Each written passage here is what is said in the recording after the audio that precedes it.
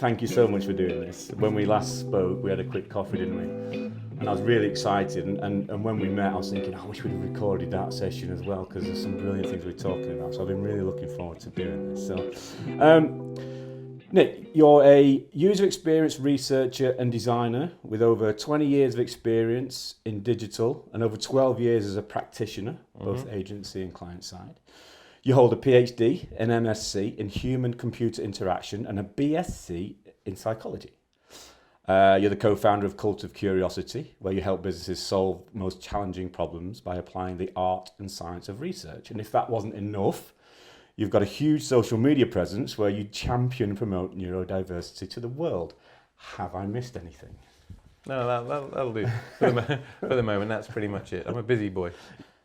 Would you mind by telling us a little bit about your journey, Nick? And you know, when did you know you were neurodiverse? That's a really good question, because I was only thinking about this yesterday when somebody else mentioned. I always thought that everyone else was like me. I thought this was normal. I don't know. That's probably my early 20s. When I always knew I was different, but I didn't know how different. I didn't know what that meant. I just thought that I was a bit more sensitive than everybody else, or I was a little bit more energetic than everybody else, but those were just personal, individual differences. It was only probably, late 90s, so I was late 20s, when I started to understand what this ADHD thing was, and then kind of associate it with my difference. I actually remember, I think it was my mid-20s, saying to my best friend Andy that I was trying to write a book called What It's Like to Be Me. Now, in retrospect, that seems like so kind of big-headed or like arrogant, but all I was trying to do was trying to characterize my difference. I wanted kind of like reaching out to somebody to say, there's something crazy going on here, and it's really different. Does anybody else recognize this? Is this you? Is it just me? And was it somebody else that sort of prompted you to do that, or just like somebody saying stuff to you, or was it a mixture of that and how you felt and the experiences you were having? I've been on a constant journey of self-discovery, shall we say, if you know it, in that regard. Mm-hmm. Like, that's why I did psychology, was to kind of understand why am I different? What's going on? Now that I know that it's ADHD, or what this thing we currently call ADHD, it's enough. It's enough for me for right now, because it answers the questions that I need to, and I can push forward with the rest of my life. When you don't understand those things, it's a very lost world. You're different, and you don't know why, and you don't know what's different. But if you know what's different, that's okay. You can manage it, and that's what I have been doing. Actually, that's probably why diagnosis is such an important thing for people, because it doesn't necessarily mean about medication. It's that understanding. Right. It's that it's okay. You are different. It is a neurological thing. You aren't a bad person. You haven't done all these things wrong intentionally. You're different. You've got things about you that mean you're atypical. You're unconventional. But everybody else will judge you by those conventional yardsticks. You talk about judging. I mean, we're a similar age, so I can only imagine sort of growing up as a child and being seen as being different. That must have been quite a difficult journey. And if we'd have known now what we know now, it might have been very different for young people. When I say very different, we got bullied, abused, shouted at, punished. I've been called lazy by every single teacher I've ever had. Every single school report which I had to produce for the NHS assessment, which my mum, thank God, kept, all my school reports all say, daydreamer, must do better, must try harder. Classic hallmarks of an ADHD undiagnosed school kid. We had an awful time of it. And how did that follow you then through school, through college, through university, and into work? I'm a very angry person. I've got a lot of resentment built up over 40 years of being treated really badly by a lot of people. I'm I'm getting good with that as I get older. You can't just forget 40 years of negativity, of people of authority, parents, teachers, trusted people being the worst people to you. I'm not alone. There's a whole generation, maybe it's just Gen Xers like me. There's no way our children would ever be treated like the way we were. But I guess my parents could say the same thing, and the grandparents, how they were caned. My dad tells stories of having to choose the cane out of the school garden that they would whack him with, right? And if it broke, he would get 6 more, right? So that's barbaric. Mm-hmm. So each generation has their levels of barbarism. So that was mine, was emotional and psychological abuse. So nowadays, I mean, you've learned to, well, I'm assuming you've learned to adapt and you've learned to deal with it. I'm sure there's still quite a lot you're having to deal with, particularly with society as it currently is. But you've navigated work in a particular way, and you've navigated being employed, finding work, and what you do now. What are the biggest challenges for people now coming into the workplace who are neurodiverse? And how do we support them so they can tackle these issues? In some respects, the tough upbringing or the tough life that I had has prepared me very well for the world, in that I'm tough. I've got a thick skin. I've never disclosed my ADHD status until I did it on LinkedIn, right? I've never disclosed it to anybody at work, or I mean, might have said it to friends sort of thing, but never officially said I'm ADHD. Can I have special considerations or reasonable adjustments or whatever those things are called? I've never worn the lanyard, the sunflower thing. I've always hidden it. And that means I'm prepared for the world. To answer your question, I worry for people that expect the world to change for them. We live in a real world here. There are people in wheelchairs who can't even get upstairs, right? So there are inclusivity and disability problems because people are not putting ramps in that are legally mandated, right? Neurodiversity is kind of like very kind of far behind, if you know what I mean, and that there are all kinds of problems in our world that need to get dealt with. And if you're going to come into the world and expect neurodiversity to be appreciated and accepted, I think you're going to have a rude awakening, or your expectation is going to be dashed. So that's what I would say is just get used to this world, and your adjustments should come internally rather than expecting to come externally. And that's where my success has come, is learning how to play the game my way, not their way. Because if you play it their way, you lose. So you don't think companies are going to do more to adapt? Do you think there's just going to be a case of, yeah, we're here to listen to you, we're here to talk to you, but at the end of the day, we have a job to do, so can you do it? Honestly, I'm so cynical. I shouldn't say this on camera, but I'm so cynical. I don't believe HRT departments these days are doing, I'm sorry, this is terrible stuff, I shouldn't say it, but the way the HR departments treat people, at least in the recruitment cycle, it seems very different to the way they treat people on the inside. And that's mad hypocrisy, because human beings are human beings. So I don't see HR in a great light these days. So you're saying that they'll do and say anything to get you through the door? Well, they might be nice as pie, or they might be completely horrible and ghost you all day and all night, is what I'm trying to say. Right, okay. And then be super nice to you about, we care about your mental health. But yet, what about when I was trying to get the job? You made me jump through all these hoops. You made me use this horrible ATS system. I had to do 8 levels of interviews. The first 2 with junior people. Blah blah blah blah blah. Right? It doesn't have to be that way. Our CEO, who you know, Lauren, she's ADHD, and she talks about it a lot, and she talks to us about it a lot, and we have lots of meetings where we discuss how it's affecting her day or how it's affecting things, which is fantastic because we're getting to understand how to work together, which is brilliant. And for me, that's really important in the recruitment process as well. I don't have the answers. I don't know how to do recruitment like that. But I want us to be much more mindful of people walking through the door and say, okay, what do we need to know? ADHD comes with a whole shitload of side effects, what do we call it, shenanigans, right, stuff. But if you over-focus on those things, and believe me, it's easy to, because they're in the front of your mind all day and every day, your world becomes about the ADHD you. And I don't define myself that way. I've had to in recent times, because I've kind of come out to the world, because I want other people to see me as ADHD and to see Dr. Nick and not have to worry as much, if you know what I mean. Like, if Nick can do it, anybody can do it. And that's why I'm doing that. But my mum calls it navel gazing, right? And that's one of the few really great pieces of advice she's ever given me, which is don't stop internalizing, stop picking at this, like these internal scabs, if you know what I mean.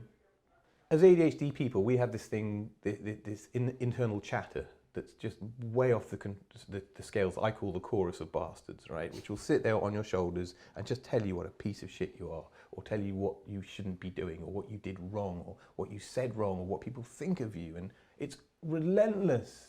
It never stops. It's all day and every day. You're feeding that choir, that chorus. You're feeding it. You're giving it ammunition and credibility by thinking that way, by sometimes over-focusing on it. So I choose to kind of put music in my ears and think about what I need to do or what's coming next, rather than navel-gazing. Do you see what I'm saying? Some people let their, I don't want to call it a disability, that's not the right word, but let their ADHD define them. ADHD powers me, yes. It ain't me. I'm Dr. Nick. ADHD is just a feature.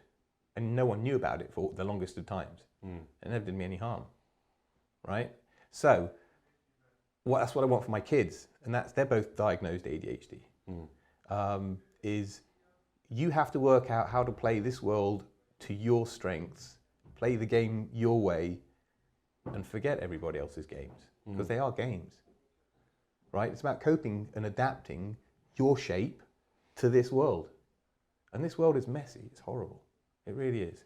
So it's better to be self-burning, if you know what I mean, or self-soothing, than needing the world to change for you. And because I've seen too many people struggle like that, you see? And ultimately, it is a lonely existence, ADHD. It just is. You spend many hours awake at night on your own with that chorus tearing you to pieces. So being able to survive on your own is a much more sustainable way forwards. If you're reliant upon other people to keep your mood or your thinking cool, you're in trouble. Or you've got to live with music in your ears 24/7, which most people do. Yeah, okay. And I'm seeing more and more people referring to it as superpowers. Yeah, having superpowers. What's your thoughts on it being a superpower? So I love it. ADHD is not a superpower. ADHD gives the ADHD bearer hyperfocus. Hyperfocus is a superpower. Hyperfocus is a sixth gear of pure immersion, of pure flow, where 1 and 1 equals 5. Where you are at one with the matrix, right? Where you are the don, the daddy, the boss. Anything is in play. The house can burn down around you and you won't know until your feet are getting warm, right? It's like that. Everything that I've ever done has been to leverage my hyperfocus. Because without my hyperfocus, I'm a really broken person, right? But if I'm a really broken person with a fucked up personality who can do cool tricks, that's a different story. How does a business, how does a company, we're talking about neurodiversity in the workplace, how do we embrace that? How do we find that out from an individual in the first place, and then how do we embrace it? And I know you talked, companies aren't going to adapt and change everything and put ramps everywhere. But how can we leverage that, and how can we really embrace superpowers like that in our recruitment process and what we do as a business, particularly in our business, in our world of product design and UX and things like that? I want to believe that in an X amount of time, we see people hiring explicitly and specifically for neurodiversity, right? It's like a reverse discrimination type thing, but specifically because you want hyper-focused talent, right? If you look at the IT world, IT compared to digital, IT has always had a good relationship with neurodiversity. IT, the nature of developers and engineers, has always been that highly skilled, slightly smelly persona, right? But they're brilliant individuals, unique, geniuses, some of them, absolutely amazing talent. But yeah, okay, so they got some issues, right? But the talent is unbelievable. So IT's lived with that, and we built teams on it. Startup culture has thrived on that for 20 years. No one ever said, wow, your beard is smelly and unkempt when somebody is writing efficient 3-line code that changes the world, right? That's what digital needs to get more down with. Digital has had a cult of personality since it was born. Digital, okay, let's just go back. Quick history lesson. Before digital, we had new media. New media was born because the internet came around in the late 90s. Every marketing director, CMO, whatever you want to call them at the time, was given this extra channel. Here's the internet, sir. You've got above the line, you've got below the line, and here's this internet thing. They're like, okay, I'm the marketing man. I'm now in charge of this web thing. I've got another channel. That then became new media or whatever. That's why marketing has such a dominant influence in our digital world when it shouldn't do. If we had an engineering mentality, neurodiversity would be much better supported in digital, is what I'm trying to say. Do you see what I mean? I do, but I'm interested in what you're saying about marketing. Marketing, the role of marketing with these channels is controlling digital as what we know it at the minute, dictating what digital should be. Yeah. What should it be? I think it should be much more balanced, for sure. Marketing as a practice tends to be a more scattershot, high volume kind of a game, broadcast kind of thing. And I believe that the future of digital needs to be a much more nuanced, refined kind of a thing. I don't think marketing should be driving everything, and I don't think they do, but I think there are too many design teams that report to chief marketing officers, for example. Yeah. Yes. That's a bad thing. Yes. That's a very bad thing. I've seen that. Yeah, no, we've all seen it. And design people suffer badly under that yoke. And it's not clever. It's not good. And that's not usually through design. That's usually through circumstance that happens, isn't it? Because people evolve, but no one actually pays attention and goes, oh, do we have the right people in the right place? Yeah. I mean, that's probably another conversation, but I think corporate structures at the higher levels probably need to be reevaluated in the modern world. Because we've got old structures that we've inherited generation on generation, but has anyone actually stopped to say, is this serving the needs of our business still? That sets up quite a neat question, but I'm going to keep it to the end because it's quite it's a bold, explosive one, which I'm going to say for I like a bit. those. So the other day there's been quite a lot of controversy and frustration recently in the ADHD community. First, the episode the BBC did on private healthcare, which I'm sure you're very aware of and thought about and commented out. Then there was the interview that Steve Bartlett did with Nia Isle, is it? Yes, Nia Isle. That guy. Yeah. Have you seen that? Yeah, I did, and it really ground my gears. I wanted to reply in thread, but Nia Isle was in the actual thread itself, and I thought I better not. If you look at Nia's pedigree, history, he is not a psychiatrist, a psychologist, or anything such. He's a journalist. So I'm cool with him writing books on product and on an appetite for product and addictive products or whatever it's called. Hook. Yeah. But when he starts offering a more scientific opinion in a more scientific realm that is way outside of his training or experience, then he's just another observer, in my humble opinion. So why did he do it? What was his? Was it clickbait? Yeah, of course. It's ADHD is topical, and it gets you viewed. Gets you noticed. Right? Gets you noticed. Yeah. I mean, listen. I know from my own following that it's not all UX following. There's a chunk of ADHD in there. So people are looking for whatever segments they can pull in to bolster their followings. And if if he's hit on a rich seam of ADHD, it's great because it's going to pay him out because he's going to get followers. He was saying it's more nurture than nature, really, wasn't he? I didn't watch all of it, and I genuinely don't care what he says. I don't think I've got no time for that stuff. It's just another opinion. If we could heat map onto the spectrum, neurodiverse people across industries and roles, where do we think would be the largest hotspots? So would it be CFOs? Would it be designers? Would it be train drivers? But wouldn't it be amazing to see what a heat map of roles and people would look like? It would do. I think you'd probably need to nail it down a little bit rather than just the whole spectrum, because it's a spectrum and therefore it gets way too crazy. But if you looked at ADHD or some chunks of the spectrum, then that would get super interesting. When I took my son for drum lessons, I'm a drummer, I was just trying to get my son into it. I said to the teacher, I said, watch out, he's got ADHD. And he said, oh, that's great, he'll fit right in, we all do. Right? So I think, music, rhythm, in that. But in our world, clearly design and creativity type stuff, no question of doubt. Being this chaotic, it comes with so many benefits in terms of ideation and vision and pattern recognition and analysis and big picture thinking. Being able to have all of that in a designer, that's phenomenally powerful.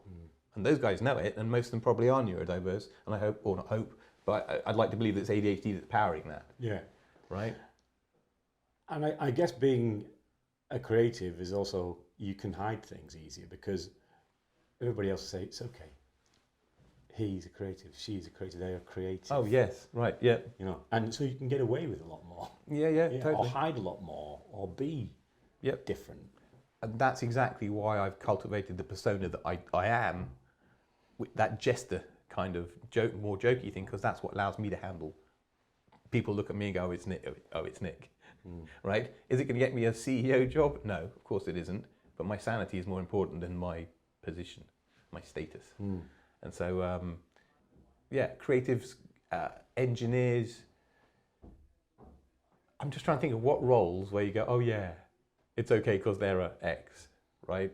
Like an actress, or, do you know what I mean? There's some people that are just more charismatic or more effusive and their roles suit them really nicely. I just can't think of one right now. Definitely not accountants, I wouldn't imagine. Although, if you look at the Asperger's, or what used to be known as Asperger's, I believe it's now referred to as a section of the autism spectrum. Those guys, I know, I've got a couple of friends who were suspected Asperger's, and they were phenomenally numerate. Like the exact opposite end of the scale to me as like an innumerate, or whatever you call me. They kind of almost like see in the Matrix, see numbers, right? Like I'm the literally they're black to my white kind of thing, like opposite. Yeah, and that'll be an interesting conversation as well. I think as a follow up to this, it'd be great to do in a kind of a theme, talk to people, with Asperger's, with autism, on similar topics, and see where that goes. I think it'd be a great thing to do. We've talked about when we last met. We talked about being neurotypical and neurodiverse, but I see. I'm feeling now that we're all on that spectrum that starts at 1 to 100, not 0 to 100. It starts at 1, and there is something on that for us all, and it just manifests itself in different ways and different intensities. Would you agree with that? Yeah. In fact, the thought that the hypothesis that I had last night is that because a lot of people can identify with and relate to all the things that we as ADHD people say. And that's true, because they're human beings and we're human beings, and it's all about levels.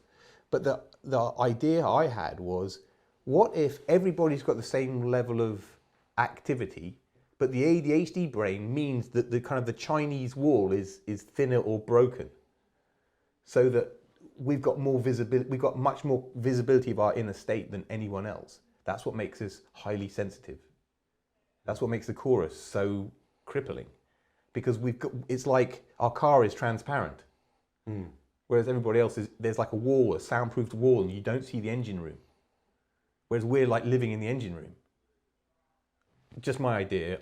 There's no science or anything else behind that. But I'm just testing the idea that if anybody else is going, yeah, man, like I totally recognize that. Maybe I'm ADHD, or maybe they are ADHD, or maybe we can see the same things, but it bothers us a lot more because we're sitting in that chaos, whereas they're sitting next to it. Thinking about people who are in the workplace now, people that might be our age, that have been living with something for a long time but have never spoken to anybody, or don't feel like they can talk to people, or younger people entering into industry, into the workplace, who again have never had the support or known what it is that they're feeling. What advice would you have to them? It's absolutely worth finding out. People owe it to themselves to find out. Self-diagnosis isn't a good idea, but you should check out things like the DSM-5 criteria, the diagnostic criteria for ADHD. When I first looked at a set of diagnostic criteria, it was night and day, black and white. It was nailed on. It was uncontroversial in every way, on every point. That's Nick Fine, right there. I think if other people are having something similar to that kind of experience, that's definitely a trigger to go enter a formal diagnostic process. And like we kind of mentioned earlier, being diagnosed is so heartwarming's the wrong word, but kind of assuring. It's helping to understand why you're different. Once you know that you're different, then you can work with that. But living in that purgatory of not knowing is terrible. And people go on decades. So if you suspect it, I would say to people, if you suspect it, go get a diagnosis. So getting diagnosed helps you understand all this. It helps you understand why I'm attracted to doing certain things, and maybe there's other ways of doing it that aren't so harmful to me or are better for me. That's the important stuff. Because I'm old enough and ugly enough that I've got beautiful wife and beautiful children. I need to be here for them and to do good stuff. But when you're younger, you don't have those carrots. So it's very easy to get self-destructive. Do you see what I'm saying? And not adapt.